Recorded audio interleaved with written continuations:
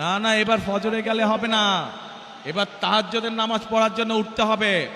তাহাজ্জুদের নামাজ পড়বেন এবং ভোট কেন্দ্রের সামনে গিয়ে, যার যেই ভোট কেন্দ্রের সামনে গিয়ে ফজরের নামাজ জামাত করে আদায় করবেন এবং তারপরে লাইন দিয়ে ভোটের জন্য দাঁড়িয়ে যাবেন যখনই ভোট কেন্দ্র খুলবে। পারবেন ইনশাআল্লাহ? তাহলে কথা একটাই, করব কাজ, গড়ব দেশ, সবার আগে বাংলাদেশ। এই সেই চট্টগ্রাম, যেই চট্টগ্রামে সমতল এবং পাহাড়ের মানুষ একসাথে বসবাস করেন। আমরা চাই সমতল এবং পাহাড়ের মানুষ, আন্দোলনের সময় আমরা দেখিনি কে সমতলের মানুষ কে পাহাড়ের সময়, ৭১ সালে যুদ্ধের সময় আমরা দেখিনি কে সমতলের মানুষ কে পাহাড়ের মানুষ। আমরা চাই সকলকে নিয়ে আমাদের সেই প্রত্যাশিত বাংলাদেশকে গড়ে তোলার জন্য। সে পাহাড়ের মানুষ হোক, সে সমতলের মানুষ হোক, সে ইসলাম ধর্মের মানুষ হোক, সে অন্য কোনো ধর্মের মানুষ হোক, এই সেই চট্টগ্রামের পুণ্যভূমি, যেখান থেকে শহীদ রাষ্ট্রপতি জিয়াউর রহমান 1971 সালের স্বাধীনতার ঘোষণা দিয়েছিলেন। এই সেই চট্টগ্রামের পুণ্যভূমি, যেখানে শহীদ রাষ্ট্রপতি জিয়াউর রহমান শহীদ হয়েছিলেন। প্রিয় ভাই বোনেরা, এই সেই চট্টগ্রামের পুণ্যভূমি, যেখান থেকে দেশনেত্রী খালেদা জিয়াকে দেশনেত্রী উপাধি দেওয়া হয়েছিল।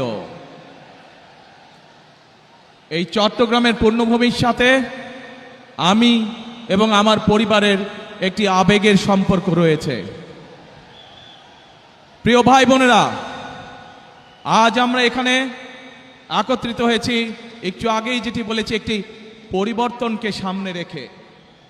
1971 সালে দেশ স্বাধীন হয়েছিল, সেই স্বাধীনতাকে রক্ষা করেছে 2024 সালের ছাত্র জনতার আন্দোলন। ছাত্র জনতা কেন সেই আন্দোলন করেছিল? কারণ আমরা বিগত 16 বছর ধরে এই দেশের মানুষের রাজনৈতিক এবং অর্থনৈতিক অধিকারকে, বাক স্বাধীনতাকে, ব্যক্তি স্বাধীনতাকে কেড়ে নেওয়া হয়েছিল। দেশের মানুষ পরিবর্তন চেয়েছে। সেই পরিবর্তন, যে পরিবর্তন এই দেশের খেটে খাওয়া মানুষকে নিরাপত্তা দিবে, নিরাপদে ব্যবসা বাণিজ্য, নিরাপদে চাকরি, নিরাপদে রাস্তায় হাঁটার অধিকার দিবে। বাংলাদেশের মানুষ পরিবর্তন চেয়েছে। কোন সে পরিবর্তন? যেই পরিবর্তনের ফলে দেশের সাধারণ মানুষ তাদের সন্তানদের শিক্ষা ব্যবস্থা নিশ্চিত করতে পারবে। বাংলাদেশের মানুষ পরিবর্তন চেয়েছে। কোন সে পরিবর্তন? সেই পরিবর্তন হলো বাংলাদেশের মানুষ যেন তার এবং তার পরিবারের ন্যূনতম চিকিৎসা সুবিধা তারা পায়।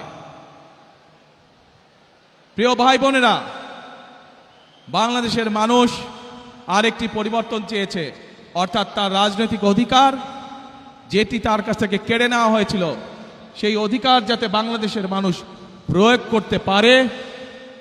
সেই অধিকার, যে অধিকার তার কাছ থেকে কেড়ে নেওয়া হয়েছিল, কথা বলার অধিকার, সেই অধিকার মানুষ আবার পুনঃপ্রতিষ্ঠিত করেছে। 2024 সালের 5ই আগস্ট বাংলাদেশের মানুষ